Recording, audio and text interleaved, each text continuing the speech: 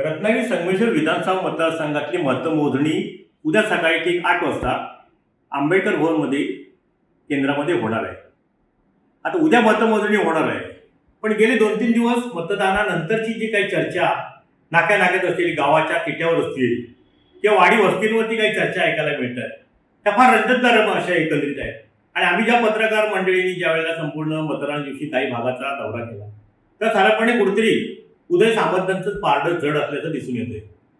काही ठिकाणी जयगडपासून अगदी सतकोंडी असेल, जयगड असेल, वरवडा असेल किंवा इकडे उमरा असेल, चिंद्रवली असेल, या भागामध्ये काही ठिकाणी हातकंबा असेल, या ठिकाणी महायुतीचे उमेदवार उदय सामंत यांच्या कार्यकर्त्यांचा भरणा बऱ्याच ठिकाणी दिसून आला. पण तोंडद्यामध्ये असेल किंवा सोमेश्वरला असेल, त्या ठिकाणी कुठेतरी महाविकास आघाडीचे कार्यकर्ते बूथवरती दिसत होते. जयगड पट्ट्यामध्ये विचार केला तर त्या ठिकाणी महायुतीचे जयगड मोहल्ल्यामध्ये असतील अजित चिपटे असतील किंवा जयगडमध्ये साधारणपणे खंडाळ्यामध्ये बाबू पाटील असतील, योगेंद्र कल्याणकर असतील किंवा तिथे अनिकेत सुरे माजी सरपंच, ही हिरिरीने मतदारांना बाहेर काढून मतदान करून घेण्यामध्ये अतिशय पद्धतशीररित्या त्यांची कामकाज सुरू होतं.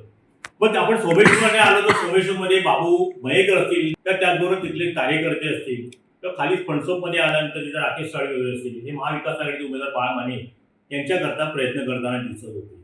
पण एकंदरीत सारा उपाव पाहता आणि एकंदरीत गेल्या 2 दिवसांमध्ये झालेलं मतदान पाहता मुस्लिम मतदार असतील किंवा भाजपचे मतदार असतील, कुठेतरी ते उदय सामंतांच्या जवळ सरकल्याचं दिसून येतंय. साधारणपणे मुस्लिम मतदारांनी सुमारे 22,000 मतदारांनी मुस्लिम समाजाला मतदान केले आणि भाजपच्या मंडळींनी सुद्धा महायुतीचे उमेदवार उदय सामंतांच्या पाड्यात मतं टाकल्याचं आता नाक्यातल्या चर्चांमधनं दिसून येतंय.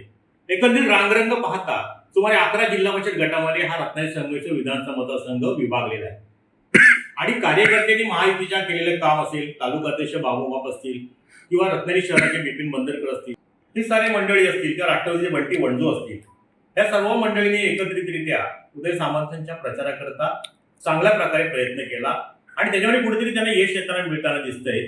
सारा रांगरंग पाहता एकंदरीत जिल्हा परिषद गटातील आढावा घेता कुठेतरी उदय सामंतांचं पारडं जड आहे आणि काही चांगल्या फरकाने ते 5व्यांदा विधानसभेत जातील अशी शक्यता एकंदरीत मतदानानंतर दिसून आली.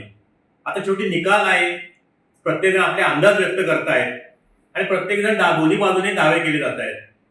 पण एकंदरीत रांग पाहता असं आपल्याला म्हणावं लागेल, कुठेतरी मतदानाच्या दिवशी तरी उदय सामंतांचं पारडं कार्यकर्त्यांच्या रूपाने असेल, पदाधिकाऱ्यांच्या रूपाने असेल किंवा महिलांचे जे प्रमाण मतदान झालंय, लाडकी बहिणीचा परिणाम मतदानाच्या दिवशी फार जाणवला आणि त्याचा प्रत्येक कुठेतरी मतपेटीतून दिसून येणार आहे. टाइम्स डिजिटल करता किशोर मोरे, रत्नागिरी.